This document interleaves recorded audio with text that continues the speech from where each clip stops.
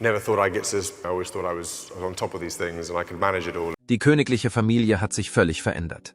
Der König selbst hat Prinz William und Prinzessin Catherine einen vernichtenden Schlag versetzt.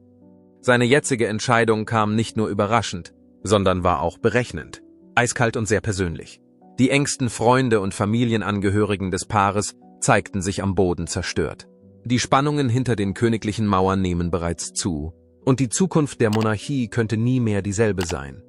Erfahren Sie, was den König zu seinem verrückten Verhalten veranlasst hat und was der Prinz und die Prinzessin von Wales, die lang erwartete Macht, als nächstes tun werden.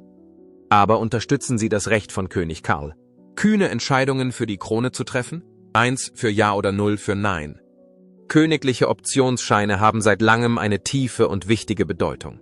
Sie sind starke Instrumente, die den Kurs eines Unternehmens sofort drastisch verändern können. Es geht nicht nur um antiquierte Bräuche oder verschnörkelte Symbole. Die höchsten Ränge der britischen Monarchie stellen diese königlichen Gütesiegel zur Verfügung, die seit jeher von großem Gewicht sind. Ein Unternehmen, das ein solches königliches Gütesiegel erhält, profitiert von mehr als nur einer erhöhten Sichtbarkeit. Es erwirbt sich großes Vertrauen und eine einzigartige Position im Wirtschaftssektor. Dieses Gütesiegel ist mehr als nur ein schönes Papier mit glitzernden Merkmalen. Es hat die Macht, den Erfolg zu beeinflussen und Türen zu öffnen. In einem wettbewerbsintensiven Umfeld hilft es Unternehmen, sich von der Konkurrenz abzuheben. Die Menschen beginnen, das Unternehmen anders wahrzunehmen. Plötzlich erscheint es bedeutender, zuverlässiger und einzigartiger. Dies ist eine der wichtigsten Entscheidungen, die ein König oder ein hochrangiger König im Bereich der königlichen Angelegenheiten treffen kann. Allerdings ist nicht jeder in der Lage, diese Empfehlungen auszusprechen. Dieses Recht steht nur dem Monarchen oder einer ausgewählten Gruppe von hochrangigen und vertrauenswürdigen königlichen Mitarbeitern zu. Für das Unternehmen, das es erhält, ändert sich alles, wenn es gewährt wird. Viele dieser Unternehmen befassen sich mit den Lebensmitteln, der Kleidung oder den Dienstleistungen des Königshauses. Ein Unternehmen, das die königliche Familie mit Tee, Kleidung oder sogar Software beliefert, kann einen unerwarteten Umsatzanstieg verzeichnen, da die Menschen davon ausgehen, dass etwas, das für die königliche Familie gut genug ist, auch für sie gut genug sein muss. Könnte es zu einer Marke werden, über die jeder spricht. Dieses System funktionierte viele Jahre lang reibungslos. Sie hielt sich an eine bestimmte Tradition und Verpflichtung. Nun aber ist etwas Seltsames geschehen.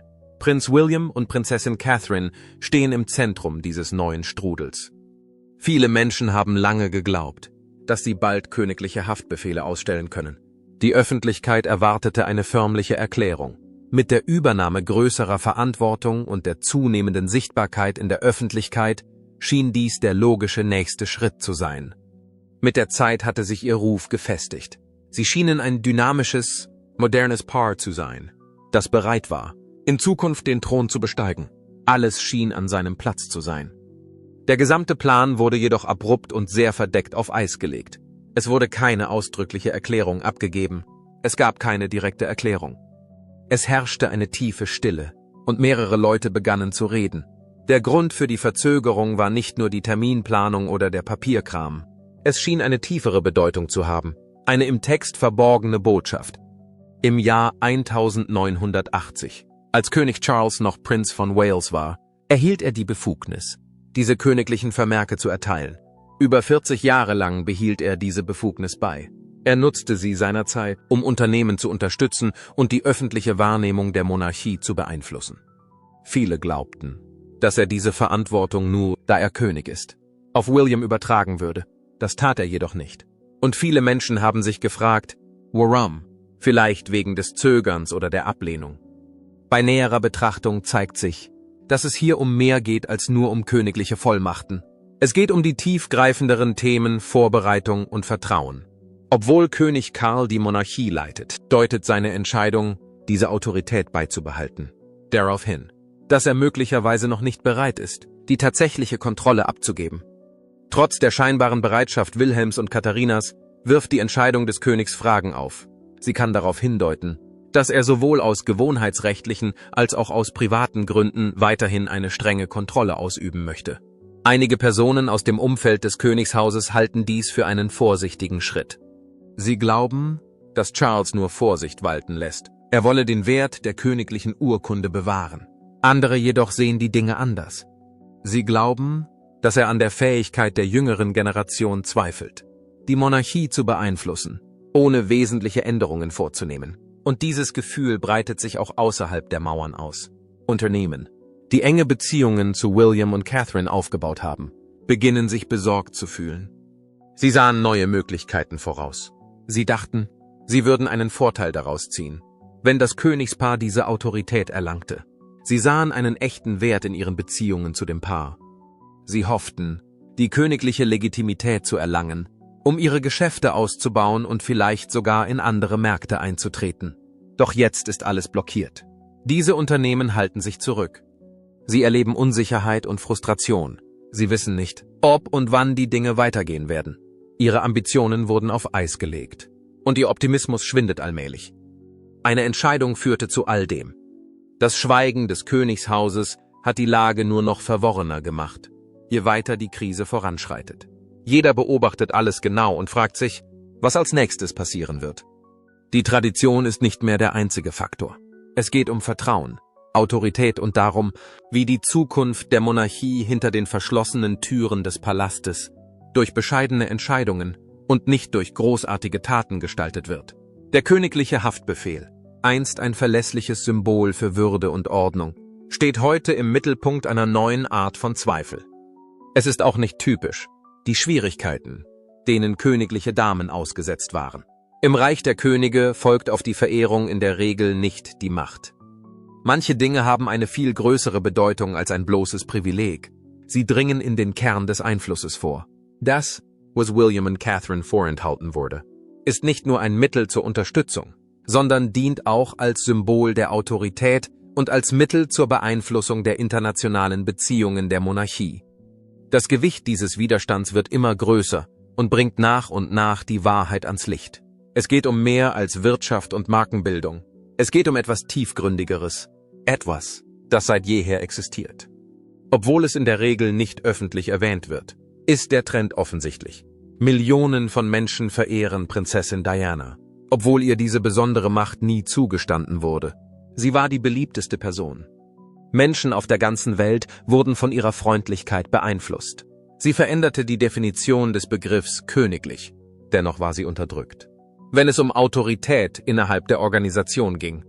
Ein Brauch, der eng mit der Position und der Macht in der britischen Königsfamilie verbunden war, erlaubte es ihr nie, königliche Haftbefehle auszustellen.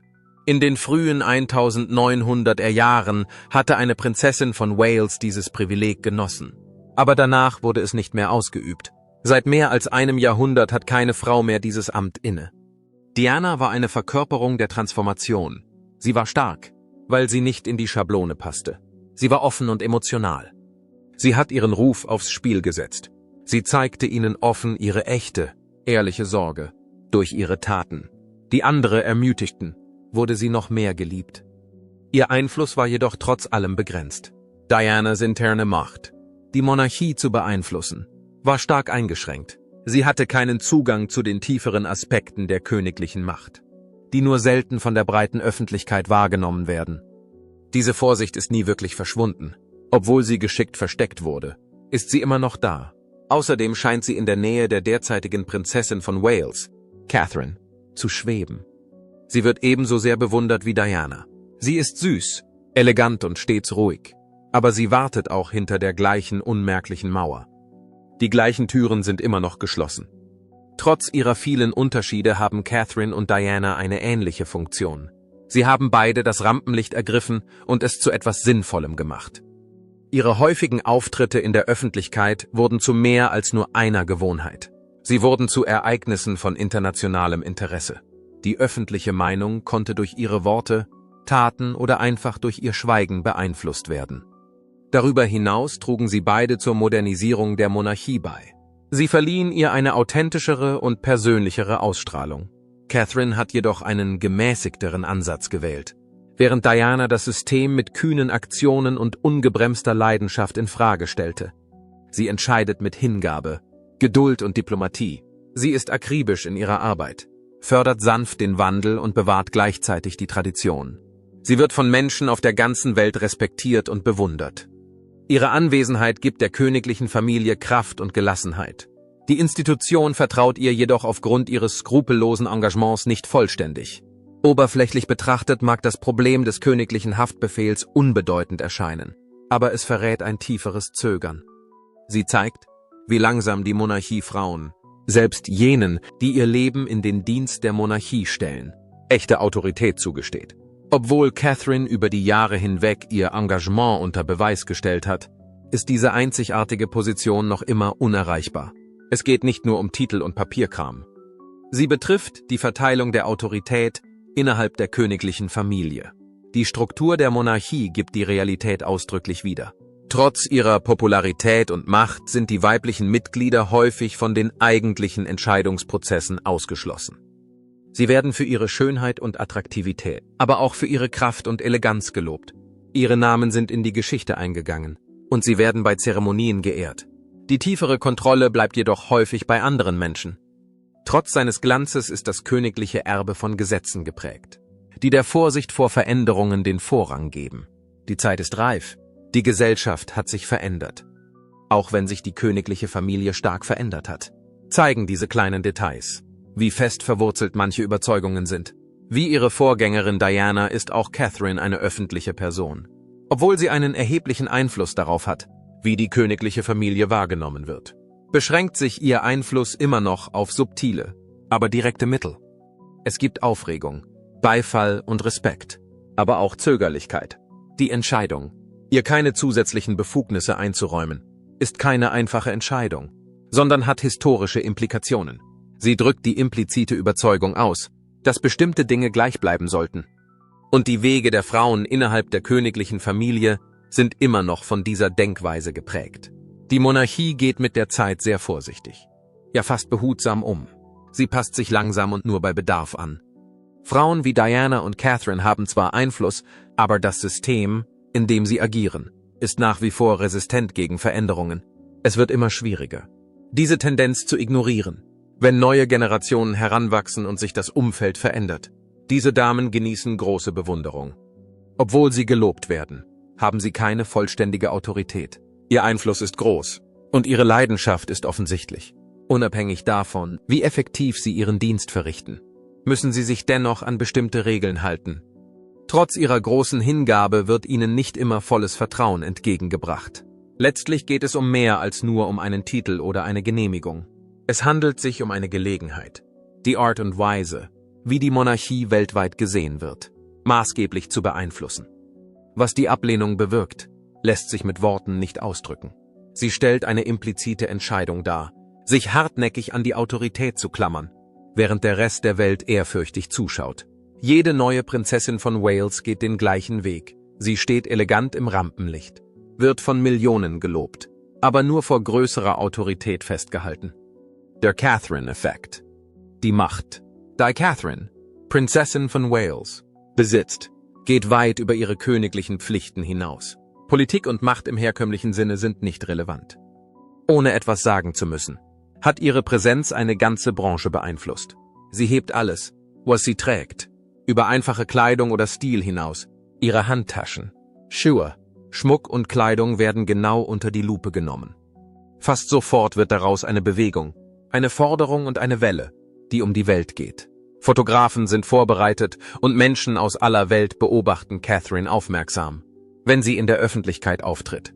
Die Kleidungsstücke, die sie trägt, sind in den Geschäften auf der ganzen Welt innerhalb weniger Stunden ausverkauft.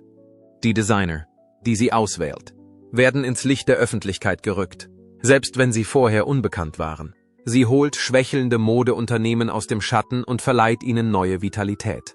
Ein einziges Bild von Catherine in einem Kleid kann im Internet von Tausenden von Menschen abgerufen werden.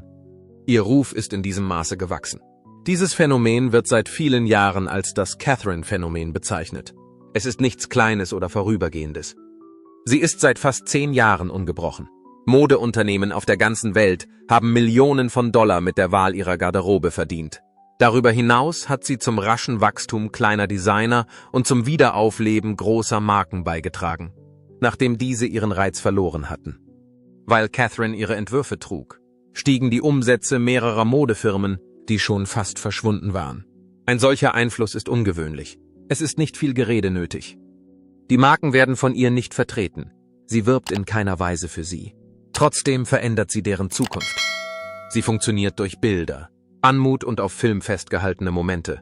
Was immer sie trägt, löst fast sofort eine Reaktion in der Öffentlichkeit aus. Und die Wirkung hält wochenlang an. Ihre Präsenz hat oft eine größere Wirkung als die umfangreichsten Werbemaßnahmen. Was ein Werbeteam in monatelanger Arbeit nicht schafft, kann mit einem einzigen Auftritt in angemessener Kleidung erreicht werden. Dennoch gibt es auch Einschränkungen. Catherine kann nicht offiziell für eine bestimmte Marke werben oder sie sponsern. Obwohl viele Unternehmen von ihren Modeentscheidungen profitieren, ist es ihr nicht gestattet, ihren Namen rechtlich mit den Unternehmen zu verbinden. Der Grund dafür ist, dass sie nicht befugt ist, eine königliche Genehmigung vorzulegen. Dabei handelt es sich um eine einmalige Genehmigung, die einem Unternehmen von einem königlichen Beamten erteilt wird und die zeigt, dass das Unternehmen offiziell von der königlichen Familie genutzt oder unterstützt wird. Diese wurden von Catherine nicht erteilt. Hinter dieser Einschränkung steckt mehr als nur eine Verordnung. Sie hat etwas mit Kontrolle zu tun. Weder Catherine noch Prinz William werden nach der Entscheidung von König Charles königliche Haftbefehle ausstellen können. Und diese Entscheidung spricht Bände. Sie zeigt, dass die ältere Generation nicht bereit ist, bestimmte Formen der Macht abzugeben. Die Monarchie hält sich zurück, obwohl die Öffentlichkeit offensichtlich auf Catherines Image und ihr Auftreten reagiert. Auch wenn der Einfluss der jüngeren Mitglieder des Königshauses immer deutlicher wird ihnen geraten, zu warten. Die Unzufriedenheit über diese Unterbrechung war groß. Viele in der Modebranche hatten mit einer Veränderung gerechnet. Sie dachten, dass William und Catherine in der Lage sein würden, die Unternehmen, die sie häufig unterstützen, formell zu unterstützen, sobald sie wichtigere königliche Aufgaben übernehmen. Marken und Designer bereiteten sich bereits darauf vor. Sie dachten, es würde Festlichkeiten und neue Chancen geben. Vielmehr stießen sie auf Stille. Das ist mehr als nur Papierkram. Es scheint ein Signal zu sein, eine bewusste Entscheidung. Bestimmte Einflusswaffen sind noch nicht bereit, von der älteren Generation aufgegeben zu werden. Darüber hinaus hat diese Wahl für Catherine eine größere Bedeutung, als den meisten Menschen bewusst ist. Sie hat sich zu viel mehr entwickelt als zu einer eleganten Königin. Sie steht für einen ganz neuen Ansatz der Diplomatie, der auf Gefühl und Präsenz setzt. Um in der heutigen Gesellschaft Einfluss zu nehmen, reicht es nicht aus, fehlerfreie Präsentationen zu halten oder in neue Gebiete zu reisen. Es geht darum, eine Verbindung herzustellen. Und zwar durch Beziehungen und visuelle Eindrücke. Natürlich bietet Catherine all das, indem sie einfach nur mit Eleganz und Freundlichkeit auftritt. Inspiriert sie andere, respektiert sie und bezieht sie ein. Ihr Einfluss bleibt jedoch begrenzt, da sie nicht über die offizielle Befugnis verfügt, königliche Anordnungen zu erlassen. Es ist nicht offiziell, aber es ist mächtig. Die Menschen werden dadurch bewegt. Die Märkte werden verändert. Es ist jedoch noch nicht in der Lage, den künftigen Umgang des britischen Königshauses mit der Wirtschaft vollständig zu beeinflussen. Wie ein atemberaubendes Meisterwerk, das hinter Glas verborgen ist es dennoch eingeschränkt und kann nicht gehandhabt werden. Nichtsdestotrotz weitet sich ihre Position in einer Weise aus, die nicht aufzuhalten ist. Ihr Einfluss hallt bei jedem öffentlichen Auftritt nach. Die Designer halten den Atem an. Die Geschäfte sind auf einen Nachfrageschub vorbereitet. Die Menschen sind überall aufmerksam. Das Rampenlicht folgt Catherine, auch wenn sie es nicht sucht. Ihr souveränes Auftreten, ihre eleganten Entscheidungen und ihr sorgfältiges Aussehen sagen viel aus. Sie bewirkt Veränderungen, selbst wenn es keine offizielle Autorität gibt. Mit einem Schritt, einem Kleidungsstück und einem Moment nach dem anderen verleiht sie der Welt, die sie durchquert, mehr Würde. Ein zeitgenössischer Aspekt der Monarchie. In Wirklichkeit wartet Katharina nicht darauf, die königliche Vollmacht zu erhalten. Sie hat nicht die Absicht, in Zukunft Königin zu werden. Vielmehr bemüht sie sich, die vielen Jahre des Wartens und der Stille, die mit ihrem Titel einhergingen, hinter sich zu lassen. Menschen in ihrer Position haben sich lange Zeit nicht für ihre Belange eingesetzt oder sich zu Wort gemeldet. Catherine schlägt jedoch nicht diesen Weg ein. Sie beweist, dass sie auf einzigartige Weise handelt, mit jedem Vorhaben, das sie in Angriff nimmt, und jeder Sache, die sie unterstützt, verändert sie nach und nach, was es bedeutet, ein Mitglied der königlichen Familie zu sein. Es ist möglich, dass sie nicht die ganze formale Autorität besitzt, die ihr Titel früher versprach. Sie halten diese etablierten Positionen weiterhin zurück. Aber sie produziert etwas Neues und Bedeutendes. Die Öffentlichkeit beginnt, ihr zu vertrauen. Indem sie aktuell ist und sich auf dringende Themen konzentriert, macht sie sich in der modernen Welt wichtig. Auch wenn er nicht mit einem Titel oder einer Krone verbunden ist, so ist dieser Einfluss doch sehr stark. Catherine hat jedoch nicht nachgelassen oder ist zur Seite gegangen. Auf ihre Weise gestaltet sie die Funktion der Krone neu. Es könnte einige Zeit dauern, bis Catherine die königlichen Ehren erhält. Aber sie verlässt sich nicht darauf. Sie baut etwas Besonderes auf. Etwas, das über Rituale hinaus Bestand hat.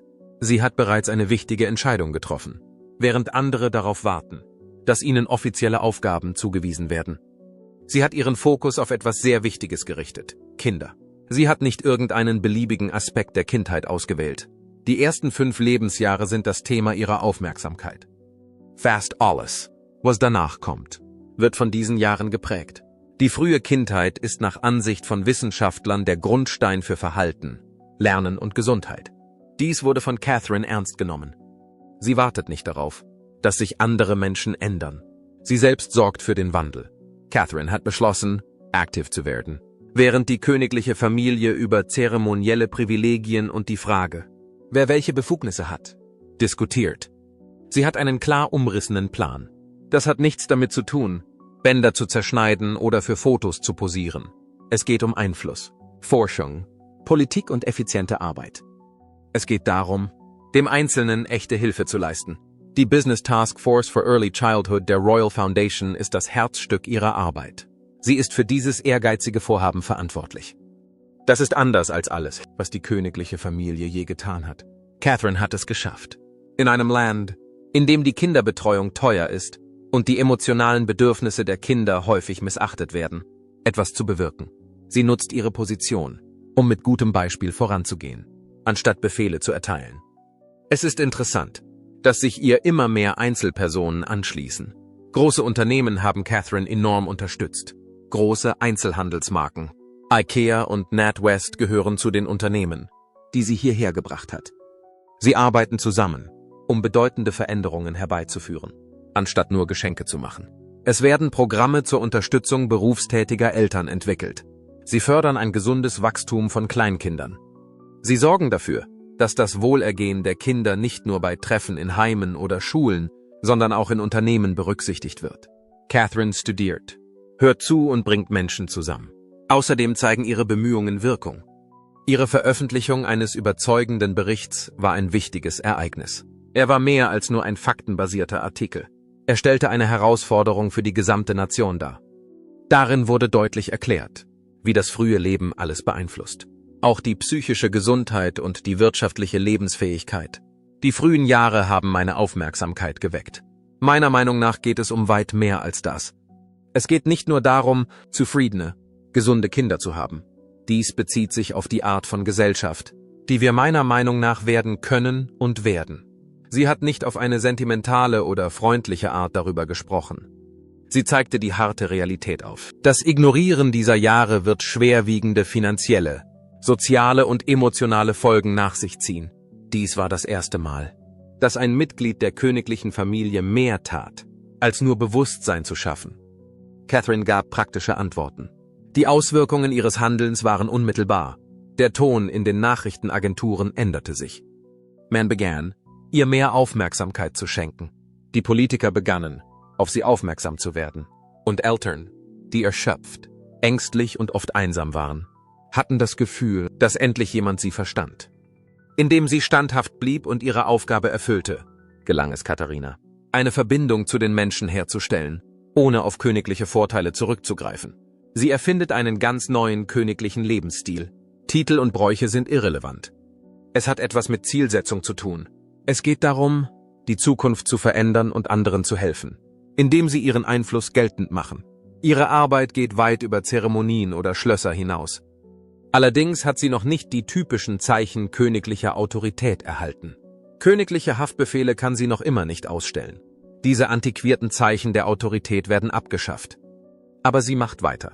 Ihre Kunst ist weiterhin nachdenklich und füllt die Leere, die durch die schleppende politische Aktivität entstanden ist.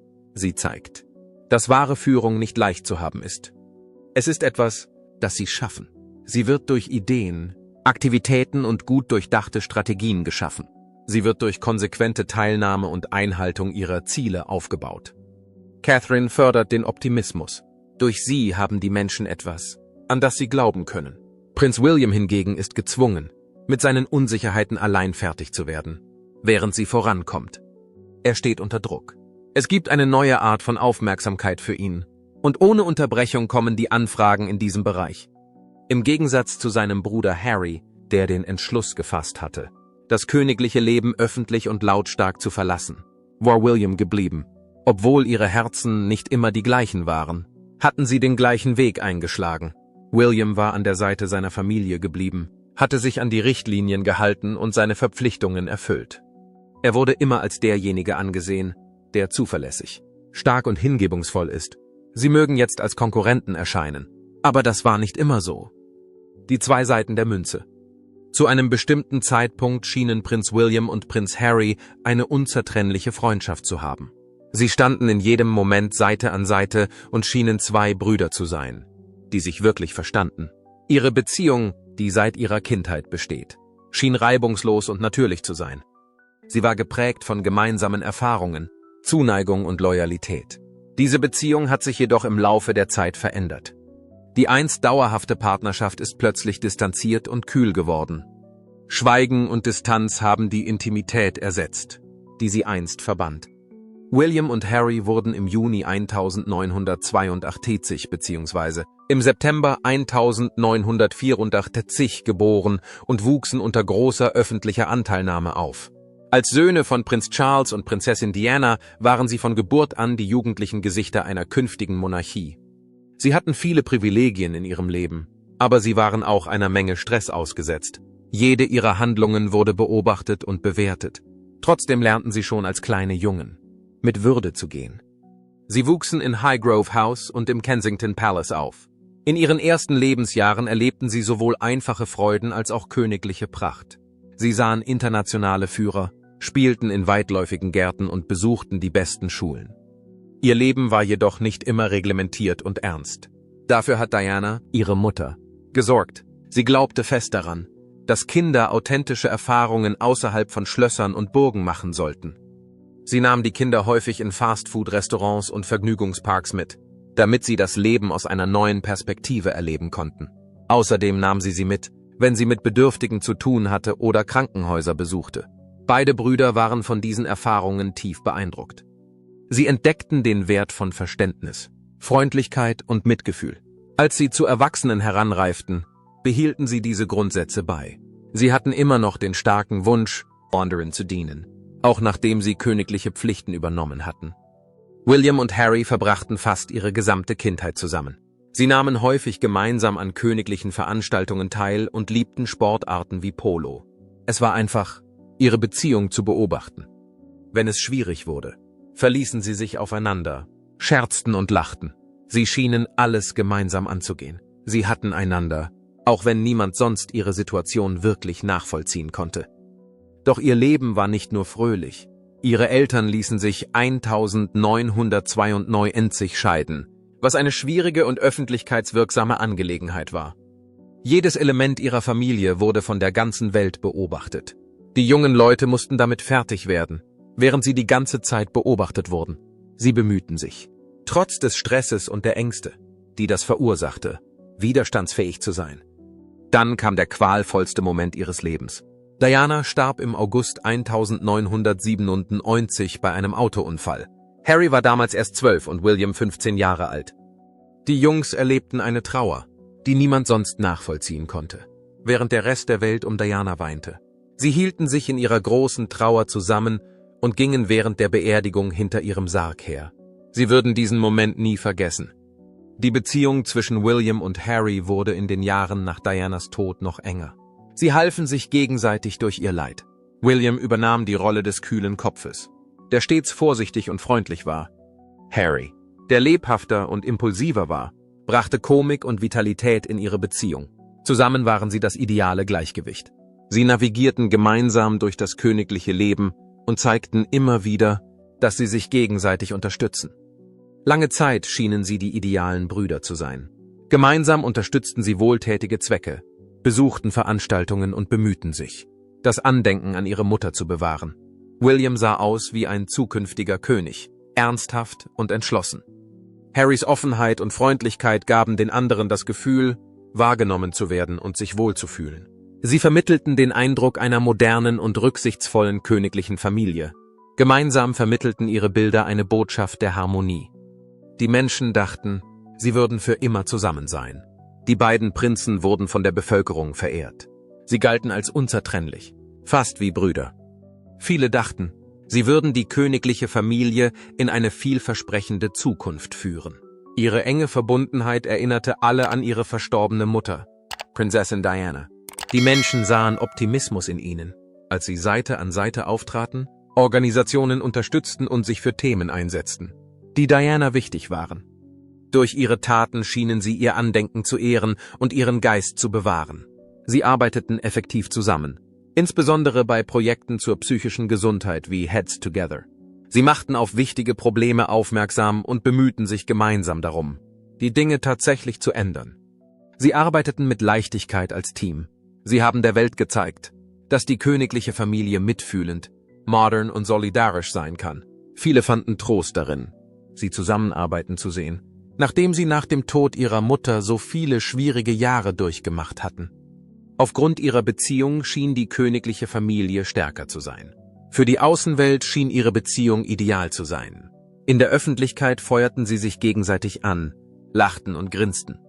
Sie waren nicht nur Brüder, sondern schienen auch gute Freunde zu sein.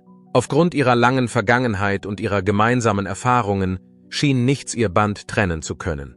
Hinter den Kulissen waren die Dinge jedoch komplizierter.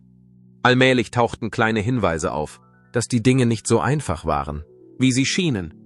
Unterschiedliche Entscheidungen führen zu unterschiedlichen Ergebnissen. Wilhelms Verantwortung als zukünftiger Monarch war seine ständige Sorge. Er achtete genau auf die Vorschriften und hielt sich an die Bräuche der königlichen Familie. Er war sich von klein auf bewusst, was von ihm erwartet wurde.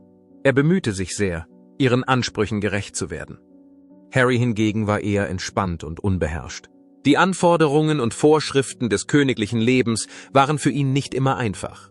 Er wünschte sich mehr Autonomie und Raum, um er selbst zu sein. Diese Unterschiede werden mit der Zeit immer deutlicher. Die Belastung schien zunächst gering. Harry geriet gelegentlich mit den Medien aneinander oder schien sich bei öffentlichen Veranstaltungen unwohl zu fühlen. Auch wenn diese Vorfälle zu diesem Zeitpunkt unbedeutend zu sein schienen, waren sie doch Vorboten von etwas viel Wichtigerem. Im Laufe der Jahre wurde deutlich, wie unterschiedlich die beiden mit ihren königlichen Pflichten umgingen. William zog es vor, gelassen, höflich und vorsichtig zu bleiben. Harry war unverblümter. Sie hatten nicht immer denselben Stil. Die Menschen in ihrer Umgebung bemerkten die Veränderungen, auch wenn sie ihr öffentliches und professionelles Auftreten beibehielten. Das ehemals enge Band zwischen ihnen begann zu schwinden.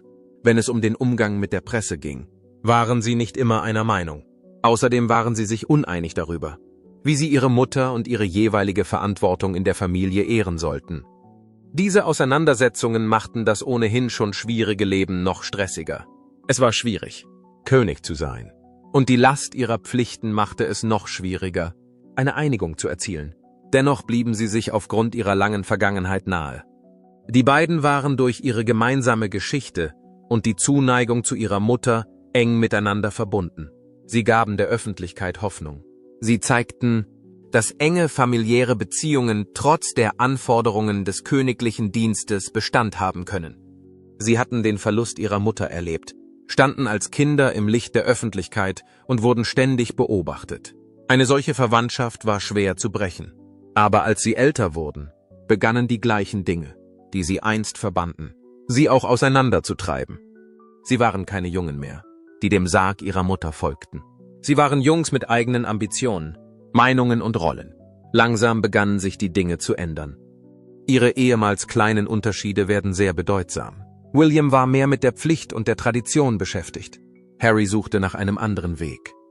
Ihre Entscheidungen und Meinungen gingen auseinander. Die einst starke Freundschaft begann zu schwinden. Im Inneren des Palastes war es noch viel verwirrender. Da die königliche Familie selten über intime Dinge spricht, wurde vieles, was zwischen den Brüdern geschah, geheim gehalten. Die Wärme zwischen den Brüdern hatte offensichtlich abgenommen. als sie begannen, weniger gemeinsam aufzutreten. Sie entfernten sich sowohl privat als auch in der Öffentlichkeit immer mehr voneinander. Die gegenseitige Unterstützung, die sie zuvor erfahren hatten, begann zu schwinden. Die Bindung, die sie seit ihrer Kindheit aufgebaut hatten, begann zu erodieren, als ihr Leben in unterschiedliche Richtungen zu gehen begann. Das, was so stark erschienen war, erschien jetzt zweifelhaft. William war schon immer eine belastende Person. Alice, was er erreicht hat, war wichtig, weil er König werden sollte. Es muss auf Schritt und Tritt darauf geachtet werden. Jedes Wort war wichtig. Er wurde dazu erzogen, bei allem, was er unternahm, an die Zukunft der Monarchie zu denken. Er wurde von dieser Verantwortung beeinflusst. Er heiratete Kate im Jahr 2011, nachdem er wohlüberlegte Entscheidungen getroffen hatte. Durch ihre Zusammenarbeit gelang es ihm, sich einen soliden und angesehenen Ruf zu erarbeiten. Gemeinsam haben sie gezeigt, wie Tradition und modernes Leben nebeneinander bestehen können. Ihr Gleichgewicht wurde gewürdigt, und William gewann an Selbstvertrauen in seiner Position. Harry fühlte sich noch desorientierter, als William sich an seine neue Position anpasste. Der Weg war für ihn nicht so offensichtlich. Er hatte häufig den Eindruck, in Williams Schatten zu stehen.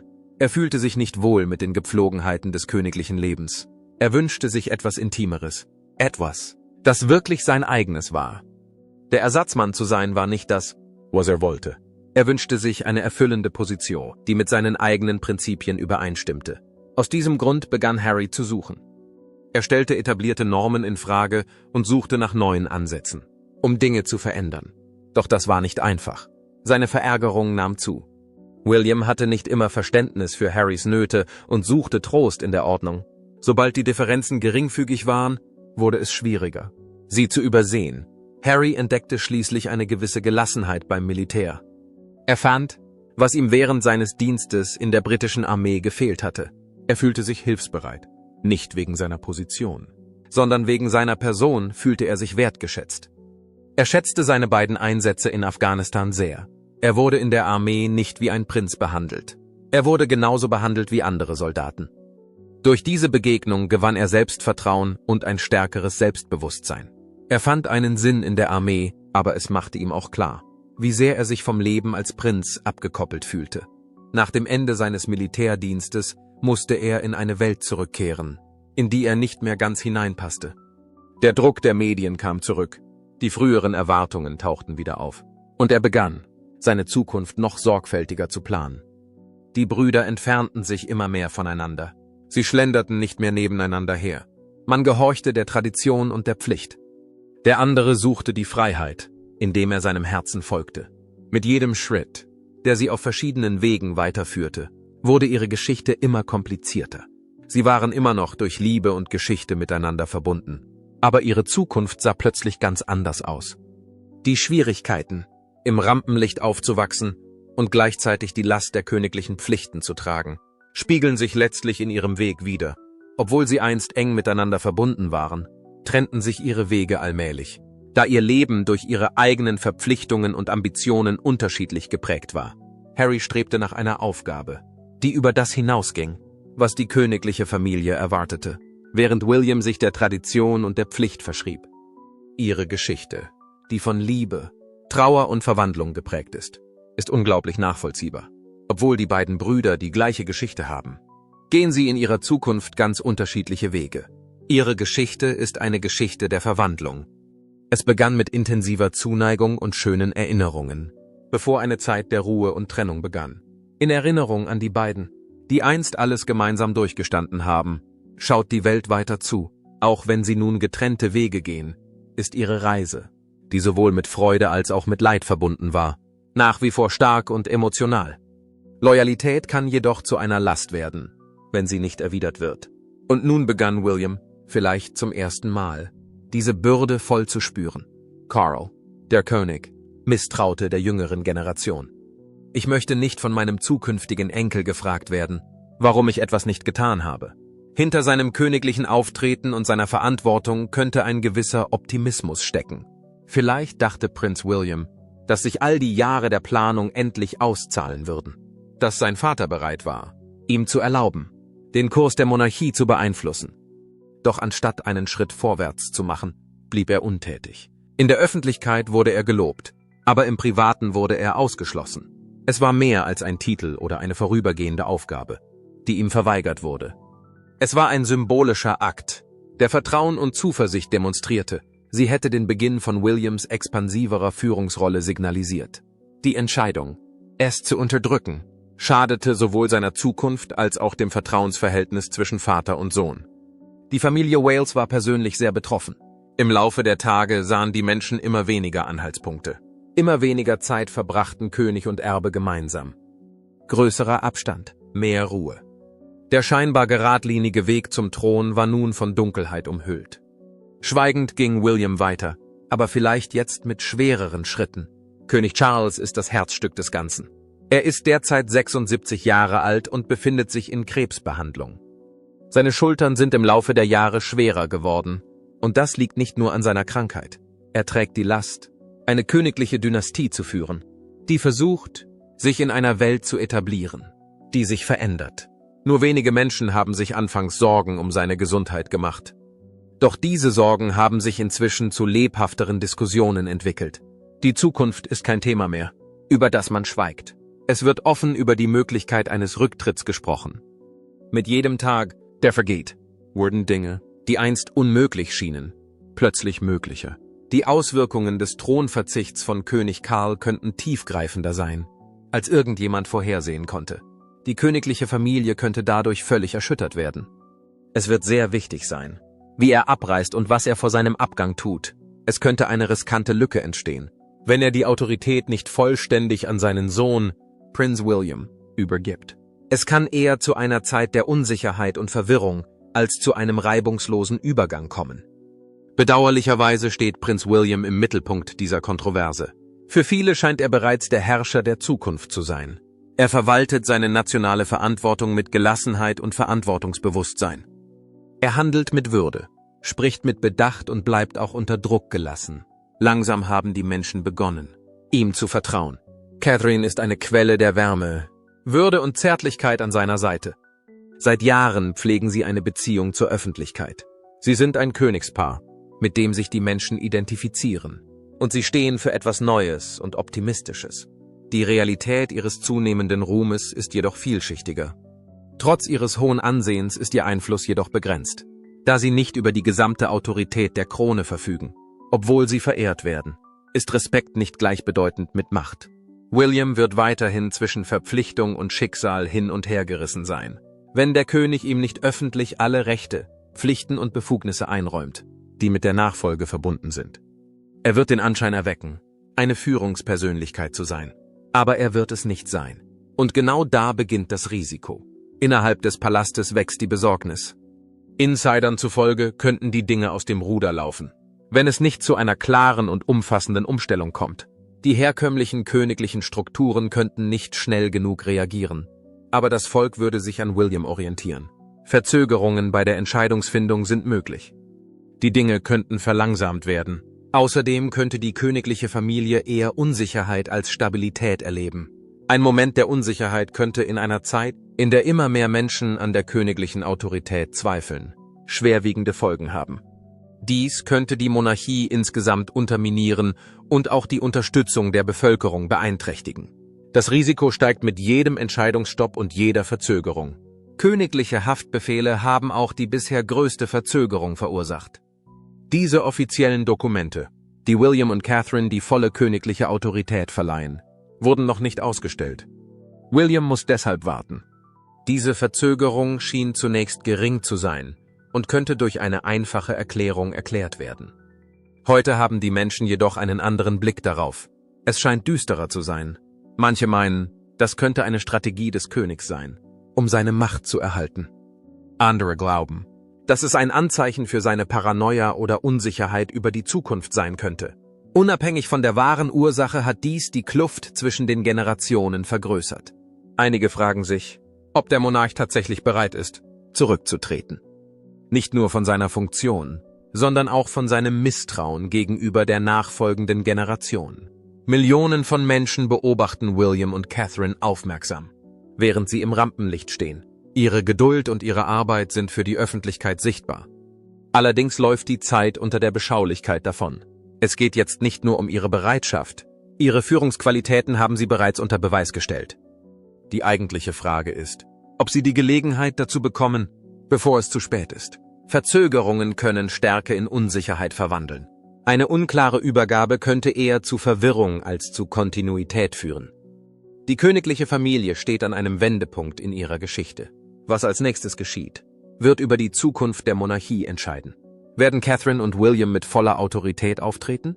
Oder werden ein Erbe, das sie sich nicht ausgesucht haben, und Bräuche, die sie nie verlangt haben, sie zurückhalten? Die Dringlichkeit dieser Frage nimmt mit jedem Tag zu, der ohne eine endgültige Antwort vergeht. Momente wie diese hinterlassen einen bleibenden Eindruck, wenn sie häufig auftreten. Und dieses Zeichen nimmt jetzt langsam aber sicher Gestalt an. Die Welt schaut zu, zu sehen, was passiert, während die Krone wartet. Was halten Sie von König Charles' Entscheidung, Prinz William und Prinzessin Catherine die Vollmacht zu verweigern? Bitte teilen Sie Ihre Meinung in den Kommentaren mit. Wenn Ihnen dieses Video gefallen hat, liken und abonnieren Sie bitte diesen Kanal. Sehen Sie sich die anderen Videos auf Ihrem Bildschirm an, bevor Sie gehen.